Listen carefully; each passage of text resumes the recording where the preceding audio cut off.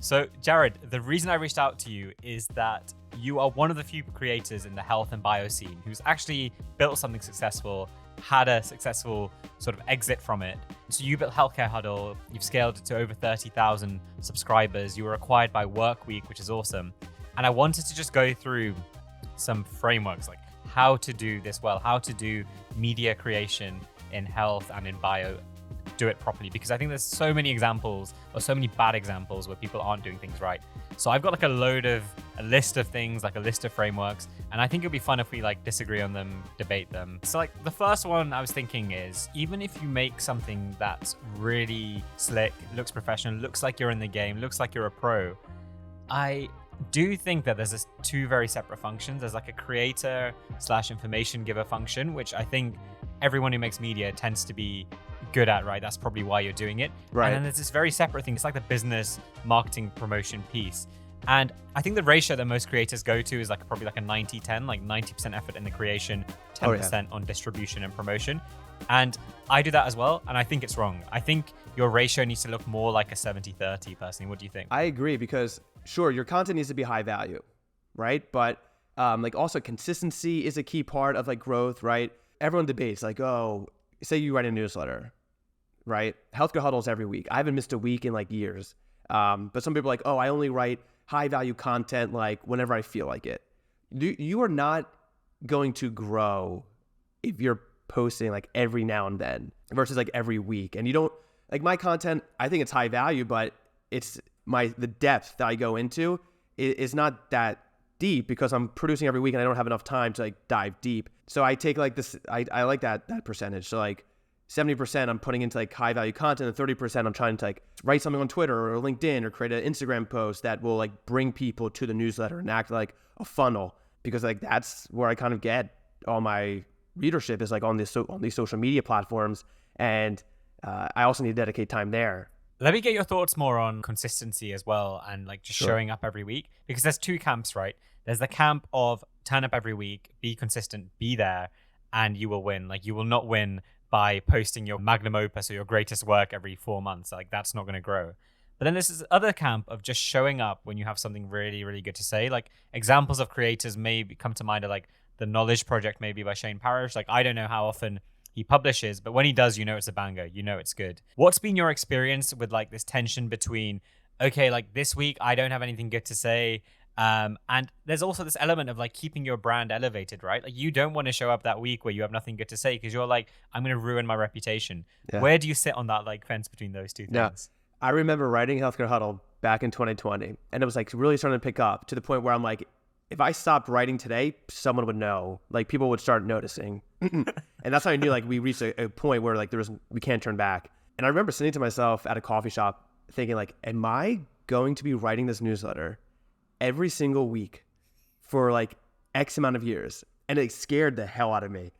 I was like, because I didn't have a robust system in place at the time where I felt confident and like not stressed about finding content, right? Because like finding content is stressful and it freaked me out. But over time, when I developed my system and I started like planning content like weeks in advance, months in advance, it became much easier to produce content every week because I was not freaking out about like, oh, what am I going to write about this week? What am I going to write about this week? I had content planned. I knew what I was going to write about. I had backup content plans.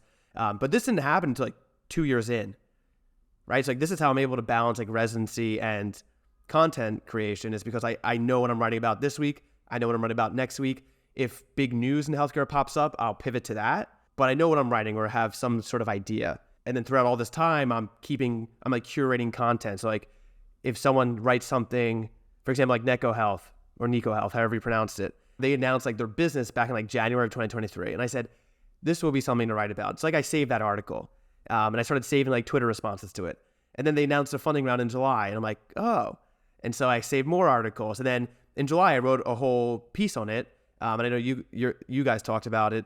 But I was like saving content for 6 months on it because I knew I was going to write about it someday. So I had this whole backlog, which is less stressful. And it allows me to be persistent. And if I don't have anything to write about, if I'm like totally burnt out from like residency or I'm not in the mood to write, I don't force it. I will just reuse content literally just like copy and paste previous content and just like add some more thoughts to it, and that's it. Well, Jared, talk to me about the way you've systematized things to make it work, because I think that's actually one of the most important steps to make something, a creative endeavor, sustainable. You've mentioned, obviously, one of the key parts is the information gathering phase and doing that throughout your week, not just having one time. I don't think anyone can be like an idea generation machine on command. I think you need passive way to be having this information gathered, and then you can sit down once you've done 90% of the work already and put words to paper. So can you talk to me about your like how you've systemized things to make them easy, sustainable, and to come up with good content every week? I'm a big fan of like don't work harder, work smarter. So I'll try to like always connect new content to old content, and I can just like reuse pieces. Like if let's say like when I talk about like drug pricing, like I just like copy and paste previous content that I've written, and then I add like updated thoughts to it. But before each quarter, what I've been doing is like trying to plan when healthcare news will drop. Like if new policy is going to be published at the end of December, I'll like note it December, like here's a piece of content I'm going to write. And once I have all my content filled for a quarter, the quarter ahead, as people talk about it on Twitter, as news comes up and I get like inbox news from the other newsletters I subscribe to, I literally just add it to my reminders on my iPhone. I have like a Healthcare Huddle content reminders, and every Monday, so this is what I do throughout the week. I'll just add it to my reminders, I don't read it. I see that, oh, this is on GoodRx and someone has an opinion on it. Save it to my reminders. I don't look at it. The next Monday, I call it Management Monday, and I'll go through all my reminders, and then I'll start adding it to my like repositories of content that I plan to write about in the future. I still won't read the article, right? So it just goes from like Twitter to my reminders app, and then to the content folder where I'm writing the article in like December. And then when December comes... What are you using for the content? Are you using like Notion? What are you using to like actually write in? Yeah, okay. Notion's like beautiful. I could add tags. I love it. It's very user friendly. I was using Google Docs, but I was using Google Docs before, but it's too much. Like I just need to like have everything connected. And so when December comes, I'll then click and read all the articles that I've written about or that I've saved, and then I will just create my piece. Now at this point, I have a whole framework for writing content, so it's relatively easy for me to put stuff out there. Researching and curating is, to be honest, like 80% of my work. 20% of the work is just writing. By that, do you mean that you have a specific formula you follow when you actually put pen to paper? Is that what you mean? And what's that process? Yeah, so I pride myself, or Healthcare Huddle, like the one area I think I differentiate myself is on the ability to like write very succinct, like in a very succinct way and like understandable way. Again, like healthcare industry news is like beyond complex. And for my readers, my audience I write like for the physician who like doesn't have much time to know everything about what I'm talking about. So I really try to stay high level. So like I use something called like the McKinsey reverse pyramid principle. I forget exactly what it means, but this is literally how I started Healthcare Huddle, how I started writing it, and the framework I've been using for the past almost 4 years. But basically, you start with the main point in the first sentence, and then your subpoints. And the first sentence should be like the most important line of each paragraph.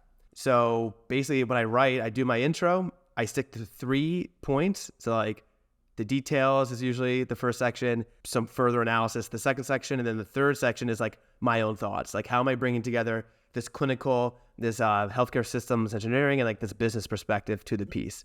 So it's always three sections, and it's always in the same format. Like you could read the first sentence of every article without reading the rest of the paragraph, and you will understand 100% what the article is about. Well, this relates to another theory, and maybe you can expand on how you do this well, which is that I think, especially when you are like an independent or indie or smaller creator, not talking about a big news outlet, I don't think there's a lot of room for like traditional reporting type content. I think you need to have a take on everything, preferably a unique or controversial take, right?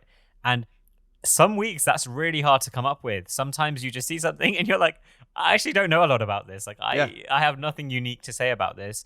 And I want to ask you how you can sort of come up with that on the spot. One way which I found is literally browsing Twitter. I think Twitter is the most underrated resource. And I think those threads or any arguments you can find on Twitter, those are worth their weight in gold to keep next to an article. 1000%. People don't use Twitter enough, like who are creating content. Like you need to be on Twitter.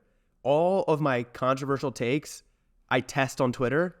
And then I also like store controversial takes, like again, through my process, like just throw in my reminders and add it to my content folder. It's like I will see people talk about Pronuvo and I will just like store it. I'm like, put it in my back pocket. I will address that in my future newsletter. And I've had some like really hot takes on Twitter regarding like continuous glucose monitoring, whole body imaging. And like, I just know these are spicy takes that people will love to see in a newsletter. And I think you need to be provocative. You need to, my brother, when we were creating it, he told me to stop saying, I think in these newsletters. Just say something with conviction. Like, don't say like, I think Pronuvo will do X, Y, and Z. Say like, Pronuvo will be a successful business, but the evidence behind it sucks. Like, just say that. Don't say, I think. So say it with conviction. And, that makes people reading it who are on the other side of the argument get like a little flustered and angry, and they'll respond back. In my last newsletter on Sunday, wrote about how this new legislation will reduce drug prices for people on Medicare, so like 65 and older in the United States. And someone who is way more informed about drug pricing than I am, like they started a huge company that got acquired by PillPack. That got acquired by Amazon. It's called PillPack. And he reached out to me with one sentence like, how do you really think this is going to affect consumers? And I wrote back, and then he responded back with like paragraphs, like breaking down why I'm wrong. And I'm like, hey, thank you for writing this. Like, you informed me. So I think it's very important to throw in a spicy take in every single piece of content you're writing, just because it engages the audience way more than you just like regurgitating news. Well, actually, let me just break off a little bit and just ask you about opportunities or access or network that writing on this topic has provided you. Because one of the greatest promises, and I think it's absolutely true, of media creation in this space is the network, and like Ali Abdaal calls it, the serendipity vehicle that this creates. Also, people just think you're a bit more legit than you are, I find, if you have like a publication or a podcast or something. Like you could literally, like, I'm literally a nobody, and then people think I'm like slightly more just because of that. What has it kind of opened up for you in terms of network and access and things? Yeah, for sure. And I'll just respond to you thinking like people like look at you like you're one up. Publishing content is fucking sorry. Am I allowed to curse on that? It's freaking scary. Yeah, you can go for it.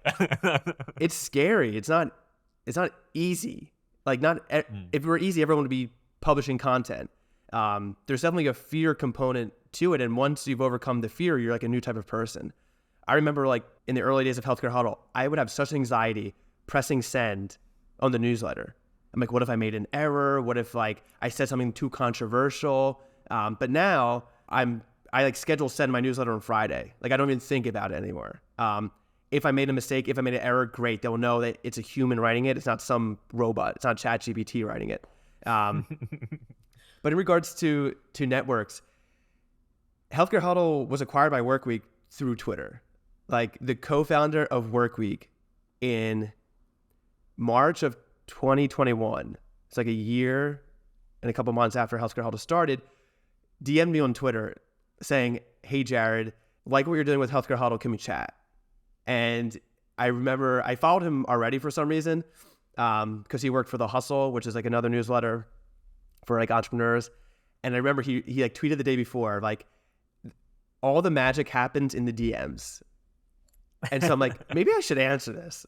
Like maybe he's subtweeting like me in a future circumstance. And so I answered him. We had a chat. He's like, I want to come on and be your advisor. Like, I know you guys aren't familiar in the media space, so I could help you guys out with growth. And I said, sure. Like, we're like building the ship as we're flying, or building the plane as we're flying. Like, we really have no idea what we're doing.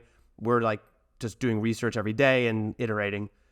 So he came on, and then in the summer of 2021, he reached out to us and was like, actually, I'm building this media company called Workweek. Think of it like a record label where we acquire the creator. All they have to do is write content, create music, and we will plan all the marketing, the partnerships. We'll do all the operations. And I'm like, that is great because I'm literally drowning in medical school and balancing content creation. Like I need a lifeline. And so like we end up going through the acquisition in November of 2021. But all that happened is because I answered a freaking DM on Twitter. And I will say, creating content, you connect with so many people. Like you had Morgan Cheatham on, you had Patrick Malone on. I know those people because they're in like my healthcare network on Twitter. They're in like Slack groups that I'm in. I've chatted with Morgan before. Creating content is great for you, but your network expands like exponentially. And before residency started, where my time would be limited, I made an effort to like meet with people who follow me on Twitter, who follow me in the newsletter, and have like a 15-minute Zoom chat with them just to know who they are, get to know them, see how I could help them or they could help me. So the network is amazing.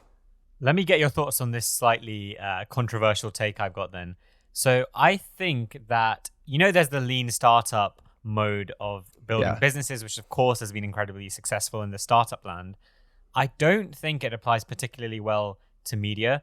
And specifically what I mean is that the lean startup approach would say that, okay, you're launching your newsletter, you're launching your podcast, you're launching your book, whatever it is, you should just get the content out there and don't pay too much mind to irrelevant stuff. So don't spend, 10 hours making a logo. Don't spend this much time picking the font. Just get it out there. And there's some truth to that if you're like paralyzed by this kind of analysis paralysis or perfectionism. But I think those things actually matter so much. And they totally change how you're perceived. And I would actually argue, I've got this other theory that the packaging is often more important than the actual content. And by that, I mean that in the past, I've made podcasts or content, and I think they're incredibly interesting, but the packaging wasn't up to scratch. Equally, I've made like what I consider pretty mid-tier garbage. And just because I packaged it in a nice way, like let's say we're talking about whole body MRI scanning. You can either talk about it in like a really boring way as like this company's just acquired this much money for like advanced radiology imaging, or you can say this is the scan that just ripped Kim Kardashian off, and that makes such a difference. So I would say basically that forget about the lean startup and you should spend ages and ages on those sort of irrelevant bits. What do you think? Interesting. So I'm very big on being lean. Like I pride myself on being efficient and effective. But I think it requires a mix of both, like good packaging, but also being efficient and effective. So like when we first started Healthcare Huddle, we were totally on the lean startup side, like iterate, throw stuff out there, come back, go to the drawing board, publish, keep doing it. And that's what we did for like the Instagram. And that's how like we perfected it like very quickly. And because we perfected very quickly, like then we could like focus on packaging. But now that I have my system in place, I'm all for packaging. Like to the point where I write on my computer and before I send out any email, I will send a test email to my phone and I will read it on my phone as if like I'm a reader. And if my thumb is doing too much scrolling through the newsletter, I need to cut stuff out. Right? Because there's like thumb fatigue with like reading a newsletter. And I think with like packaging in this like very ADHD world, like people want things to look good. They want it to be stimulated.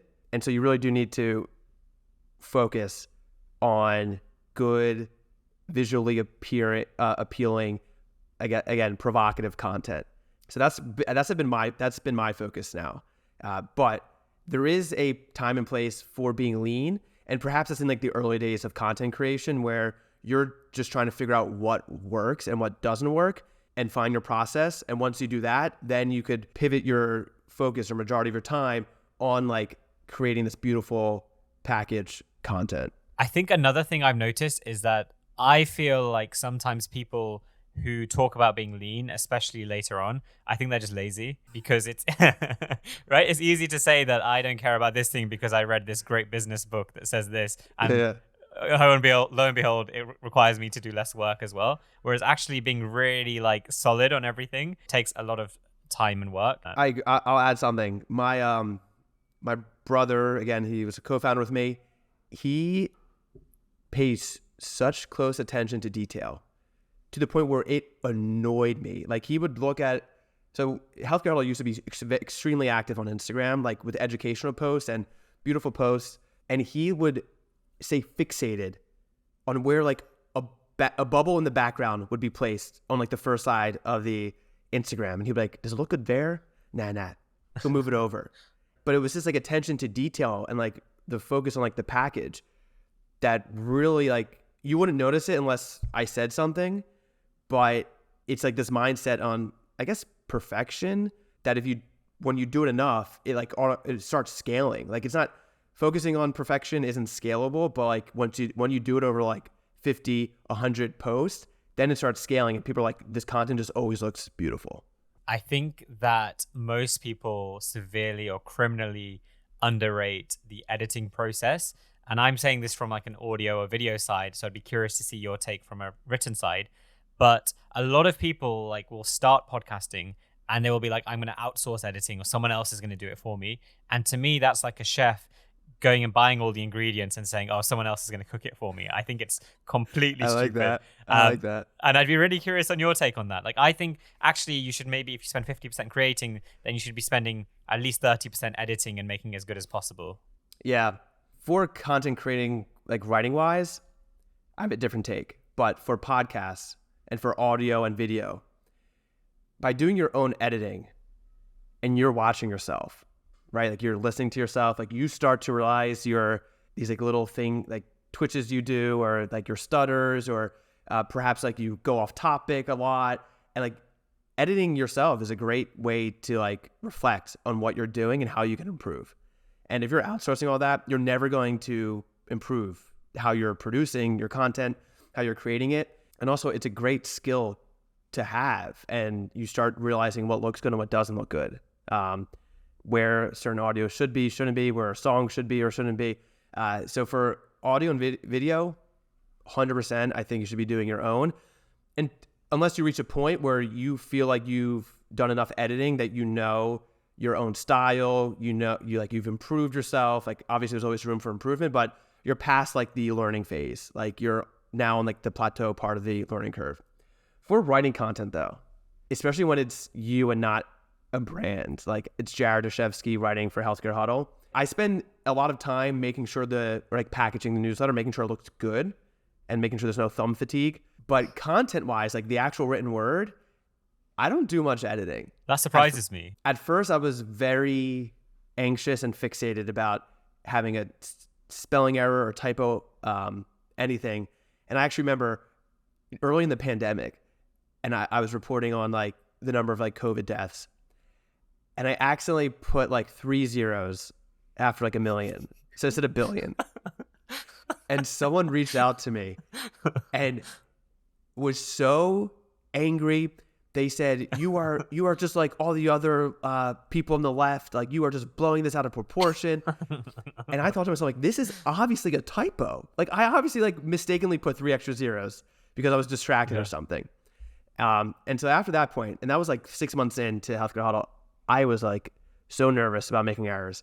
But then once we got acquired by Workweek, the co-founder was like, don't worry about making like mistakes in grammar, in writing. He's like, it just shows that you're a human writing it. He's like, it does not need to be perfect. Fix stuff, make it look good, but like you don't need to like pull your hair out over a typo, over a grammar error. And sure, I use Grammarly to like do my last minute checks.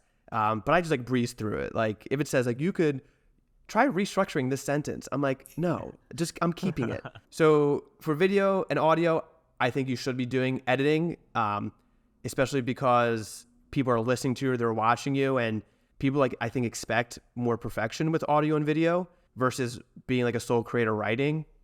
I think you can get away with not editing, but you should still try to make it look good and presentable. That's a really interesting point about how having errors can actually be almost a competitive advantage against this kind of bland AI generated or corporate sort of content that just sucks and no one wants to read it. That's really interesting. And I try to be very, healthcare news is boring. Like who wants to read about like drug prices? Like how do you make that fun? And you can make it fun by adding your own voice, adding your own perspective, adding your own humor, making small errors, and perhaps you revisit those errors in the next email being like, hey, if you caught this, good for you. Like, you read my content to a T. My dad, after every newsletter, will screenshot and circle stuff and send it to me and be like, what's this? Like, you misspelled this. I'm like, it's okay. It's okay. I'm like, you don't need to do this to me. It's art. And here's an error I made last Sunday, 2 days ago. So I schedule to send my newsletters on Friday so that I don't have to worry about it over the weekend, especially if I'm working over the weekend. I will schedule send so that I don't have to worry about it Sunday morning, 8:15 a.m. Wherever you are, I schedule it based on time zone. You'll get my newsletter. On Friday, when I scheduled it, I accidentally did PM. And so the newsletter wasn't sent at the usual 8:15 a.m. It was sent at night. Before, I would have freaked out and been like, oh my God, should I cancel it? Should I then send it now? But then everyone would get it no matter their time zone. People will get it at 2 in the afternoon or 4 in the morning if you're on the West Coast. But I just left it. I'm like, it says good morning in the newsletter, but people will know I meant to send it earlier. Whatever, not going to worry about it. What's your opinion, Jared, on personality and infusing that within your media creation? I think Sean Puri from My First Million has a really, really interesting line where when he's talking about podcasts, he says that people come for the information, but they stay for the vibe.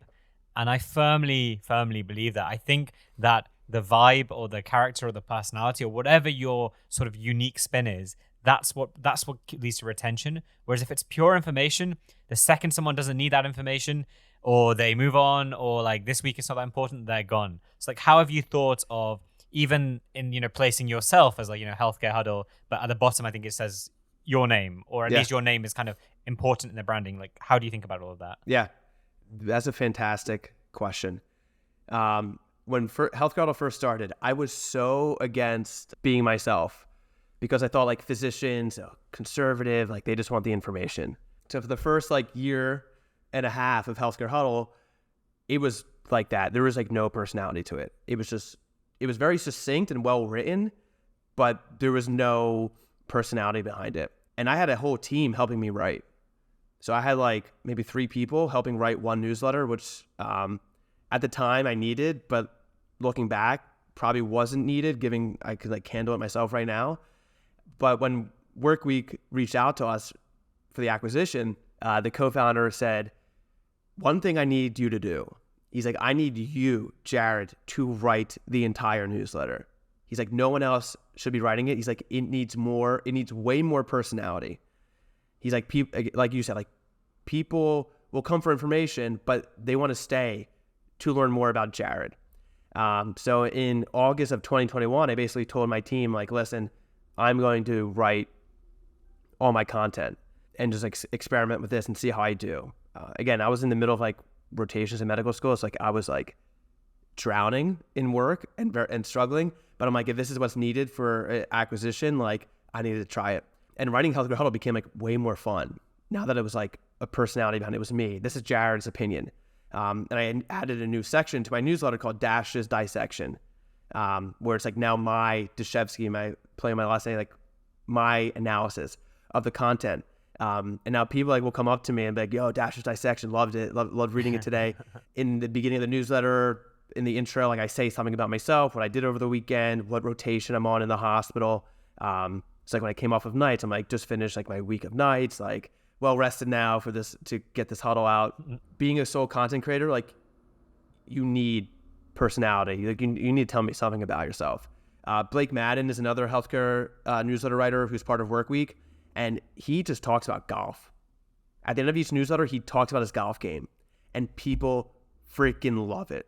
They love hearing what his golf score was over the weekend. And so I'm big on like fitness. So like I started adding like what my big workout was for the week, or if I'm training for anything, keep people up, to the point where someone who was in New York City who reads Healthcare Huddle emailed back saying, let's go for a run together.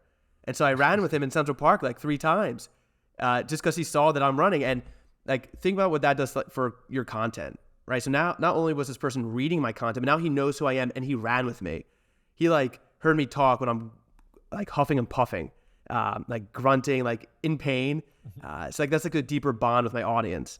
Okay, let me give you another hot take then. So I think that in this space, the more valuable from a financial point of view the media or content you create is, likely the more boring it's going to be.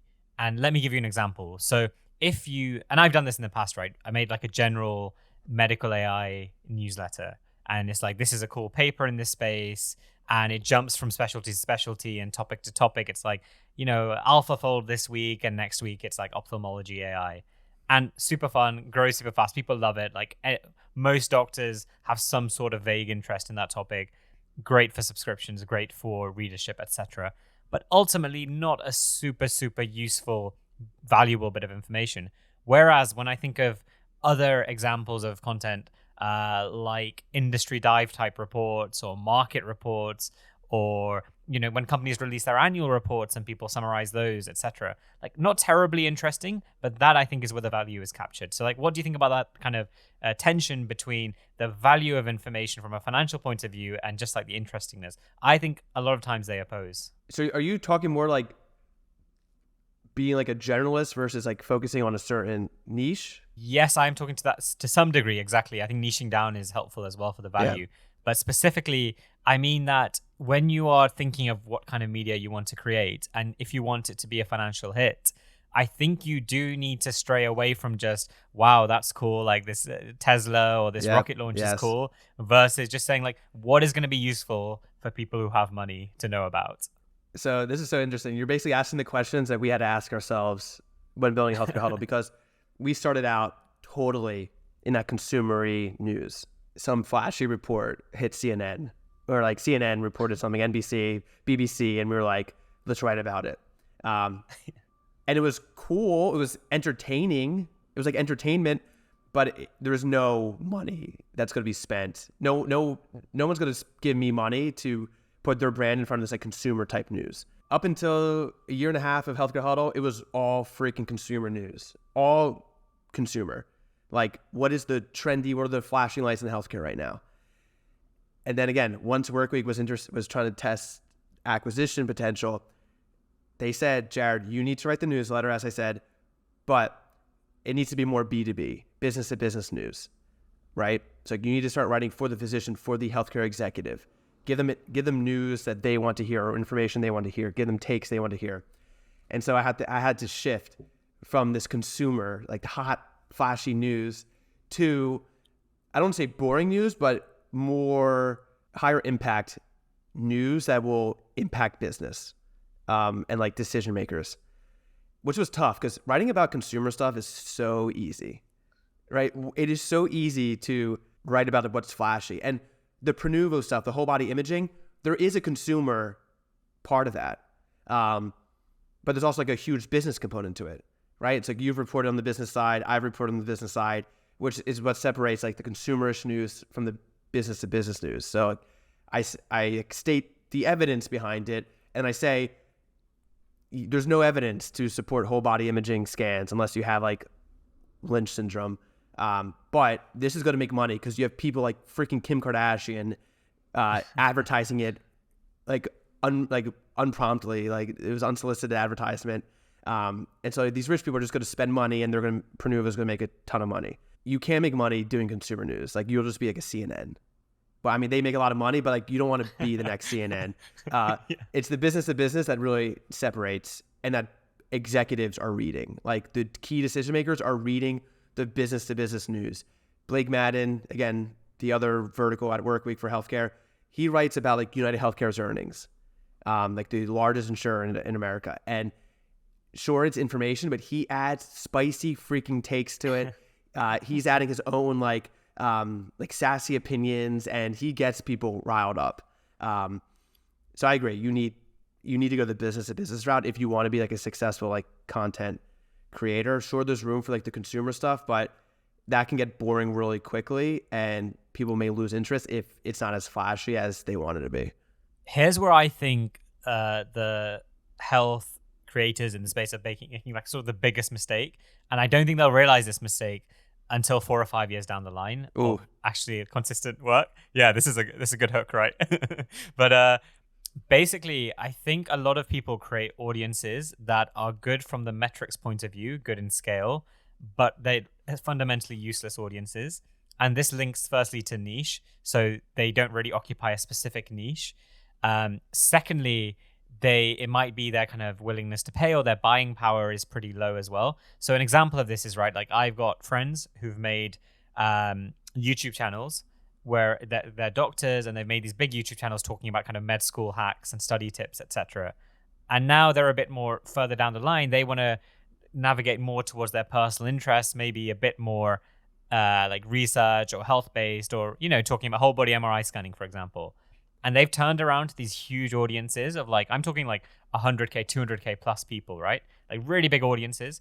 And their content is now flopping because those people are not interested. Like, 500 views, 1,000 views, something like that, Wow. literally like a 0.1% conversion, because they've built this audience, this kind of house of cards, on a different premise that isn't actually that useful. Like, fair enough, if you want to sell like MCAT courses or study tip courses, that's a great audience. But if you want to actually like leverage that audience to help you in your future direction, I think very early on, you should start thinking about what kind of people am I attracting. And I've made a very big focus towards making sure that this podcast I'm making, and I'm sure you do this as well, is attracting the type of people I would like to work with. I would like to invest in me. Those sorts of, like, in quotes, high value people. How have you thought about the kind of audience you're creating and making sure they're, in quotes, high value?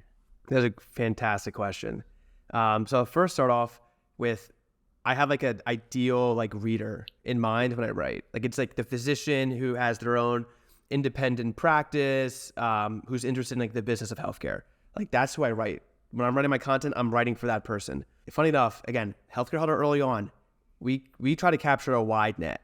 And then very quickly, with like probably about a year in, we were like, we actually have no idea who our audience is. Like, we're assuming it's a bunch of students. So let's start asking our audiences like who they are when they subscribe, right? So like now when you subscribe to Healthcare Huddle, there's like, what do you do? What industry you're in? Which is annoying, but we get great data. Now I know who's reading my articles.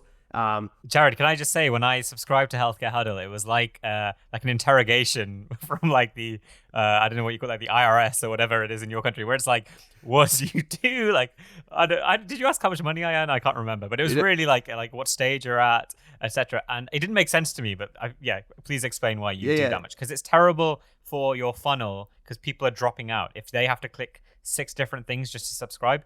You're losing people there. So like, what's the logic there? Yeah. So I helped create it, but Workweek is like obviously the people creating it.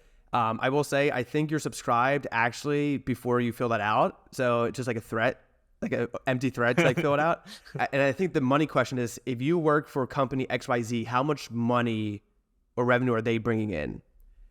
Basically to see if we can contact you who just subscribed to put us in touch with your company to create some sort of partnership. Like, oh, if your company's making hundreds of millions of dollars annually, like, yeah, maybe you have some ad spend and you could give it to us. I'm all about making a streamlined process with subscribing, and this is like a little friction, but it's like pros and cons. Like, we get such valuable information, and when it comes time for partnerships, like, my team can easily present to the partners, like, this is who's reading Healthcare Huddle, this is how much money they have, this is where they're located. Like, a lot of them are in New York City. Oh, actually, I want to host an event in New York City and sponsor it, and then I can host a happy hour or something.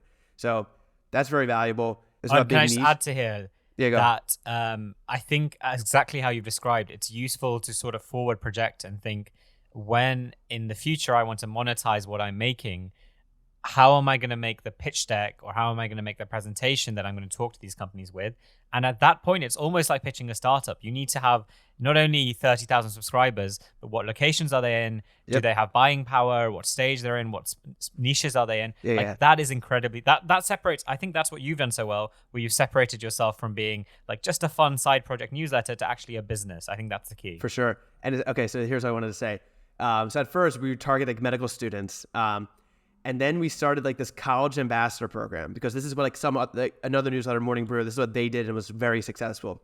So we created like a Healthcare Huddle ambassador program where we reached out on social media.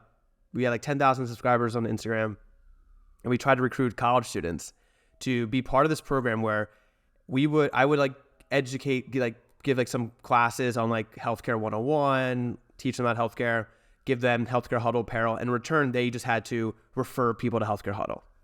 And it was during COVID. It's like these college students, they were not out drinking and partying. Like they were bored. So they just did Healthcare Huddle stuff, and it helped us grow so much. And then when it came time for the acquisition for Workweek, they're like, okay, again, so you need to be more B2B, focus on the physician, on the resident, on the decision makers. Stop focusing on college students. They have no money. They have no purchasing power. It's true. And I'm like, damn, it's like we put in so much time to build this audience of college students, but they don't have money. Like they're not going to buy something that like we try selling to them. Now, like they've all grown with me. So like they must be in medical school by this point or working. But I just remember it was very interesting when Workweek was like, you need to focus on the people who have money. And we need to know who they are. And so this is why they started asking these questions when you sign up. And again, 30,000 subscribers, 55, 60% open rate every week. That's great. But like who is opening and reading the newsletter? And then it goes to something that Workweek likes to say is like, we've captured the attention of all these people, but how can we turn attention into intention? How can we get them to buy the products we're trying to sell? How can we get them to register for a virtual event that you're about to do? So like, and intention is tough. That is very tough because that's a metric of who is listening to you and trusts you and wants to learn more about you or the product you're offering. Okay, another framework I think is useful. Did you ever watch the Jerry Springer show? I mean, not religiously, but I've seen videos. Jerry. Okay. So this is like, I think America's sort of best bit of trash TV that I've come across anyway. And it's basically a show, right, where Jerry Springer gets on people and they basically have like fights about like infidelity and owing each other money. It's like, it's really like trash TV, super entertaining, like empty calories, right? And I think one of the really interesting parts of Jerry Springer's story is that, okay, here he is making this absolute trash, but he was a super successful guy. He was like, he had a successful law firm. He was the mayor of Cincinnati. Like he's a smart guy. And in the 90s, I did not know that. He started off in the 90s making a show that I haven't watched it, but I gather it was like a real politics show with like proper analysis and discussion. And they slowly realized from their sort of data that when they hosted more provocative topics like all of this stuff, that it performed better. And then in some way he made a full swing towards like just like trash. But I think the lesson I take away from that is that Jerry stopped giving people what he thought they wanted or what they should have and just sort of delivered what they want every week. And that's what took him from being like a mid-tier creator, no one's heard of his show, to like one of the I'm in the UK and I've heard of his show, right? So that's how big it came. So I think the lesson for me there is basically just, stop giving people what you think they want and actually just find out what do they want and deliver it. That's all you need to do. What do you think? I think it's so tough. I think you're right, but I think it's so tough to do. If you're a sole content creator, like you are very controlling of your brand and the content you produce. Taking feedback is tough. I write what I think my audience wants to hear. I know if I'm right, based like, was that a right choice to write about it? I guess like how provocative it was and like people responding to my newsletter. I write newsletters some Sundays and no one replies back to the newsletter. And that's when I'm like, I'm never writing on this again. Like this is, I guess it was so boring, but I thought it was interesting. I thought like people need to know about this to like take better care of patients, to be better informed. It is very tough because I feel like I know at this point, like what my audience wants. And like for the most part, I do. But of course there's like some weeks where I guess I just write a shitty topic that I put so much work into and it just flops. And when I gave a shot at my previous startup before Healthcare Huddle, before medical school, my co-founder and I, we pitched our startup to this like very stoic asshole professor. And we pitched it to him. And the first thing he said, it was like, who have you talked to about this startup? And we said, we talked to our friends and our family. And he said, okay, what do they say? Our friends, my mom said it was a great idea. Like my friend said it was a great blah, blah, blah. Like this is why we're doing it. It's because of the great feedback. He's like, your friends and family will tell you what you want to hear. He's like, you need to talk to strangers.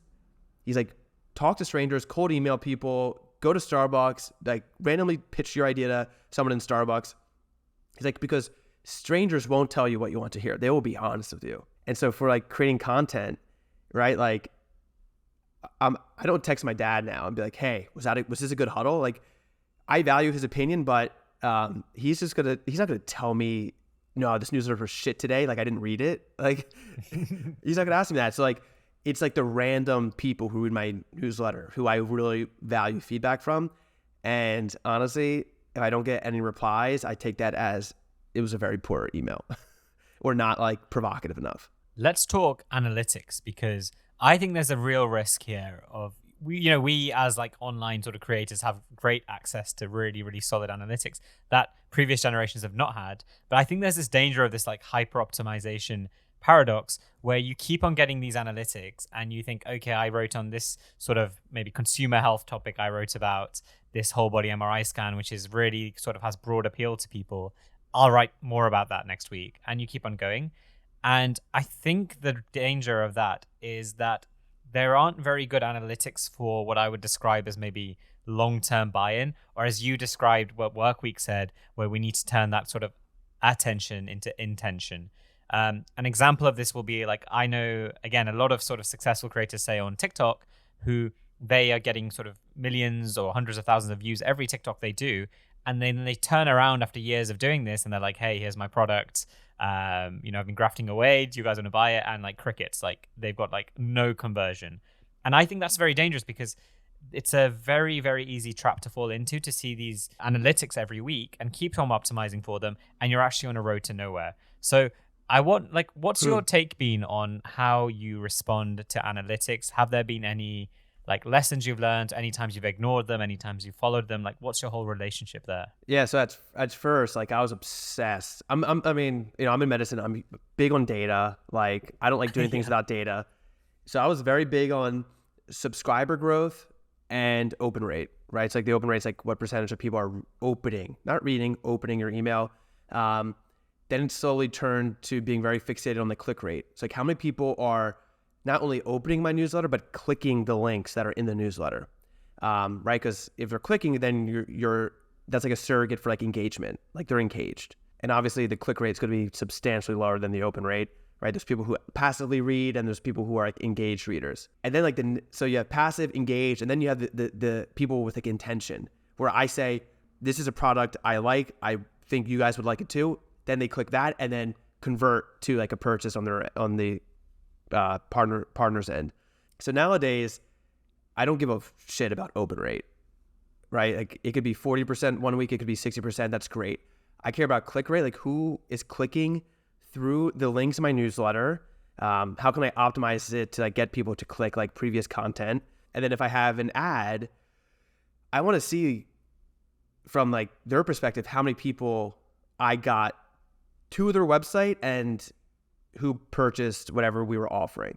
And of course, like my job with ads is just to get the people to the website, and then it's on the other people, like their website design or copy, to like get them to convert. Because again, that's intention, and that's like the highest value you can have, especially with like these virtual events that I'm having, right? Like I advertise for them in the newsletter, I see people click, but how many people are actually going through with the registration, right? And again, that's intention. So now I'm very focused on intention, who is like listening to what I'm saying and like following what I recommend. And that's like the highest value I can look at. Do you think there's any other frameworks, or do you think we're done? Is there anything that you wanted to say? Yeah, one thing that you wrote down was like doing things that don't scale. Again, this goes against like the lean startup idea, because like the whole point of being lean is like you're doing things that will scale and like will be efficient. But I think for content creation, like doing things that don't scale can add more value than like doing things that do scale. So for example, when you subscribe to my email, you'll get a welcome email from me. And I say, tell me about yourself. Here's a bit about me, but let me know like who you are, where you are, what you do in healthcare. And then I say, what do you love and hate about the US healthcare system?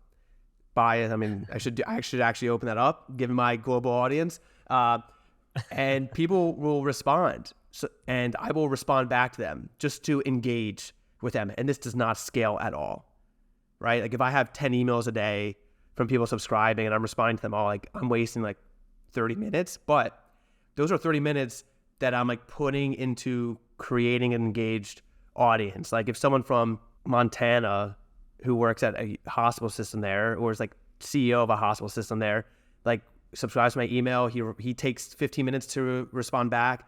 Like I need to respond back like, thank you for writing this email. Great to see like you're working at this hospital. Like you'll enjoy this newsletter. I'll talk about it. And sometimes they'll reply back, and then it'll be like a conversation where they ask me questions, and that's an engaged person who's going to 100% open my email when they read it the next Sunday. This does not scale, but it is, I think, essential to like creating a very engaged audience. That is so interesting because I emailed, I don't know if you know Azim Azhar, who writes Exponential View, which is a really, really huge AI newsletter. So it's like the intersection of AI and technology with every industry.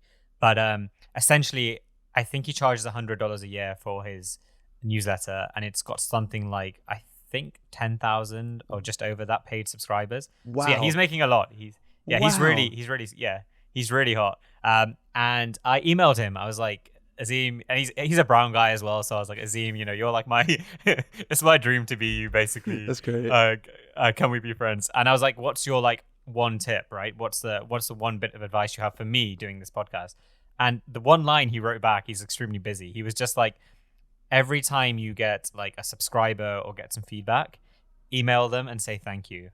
And I thought that was really, really interesting because obviously at his scale, that's actually a huge amount of work. At mine, it's not. But even I'm lazy with that. Like I don't do it for some reason. And I think it's totally what you say. You create this like engaged user base, which is very hard to create otherwise.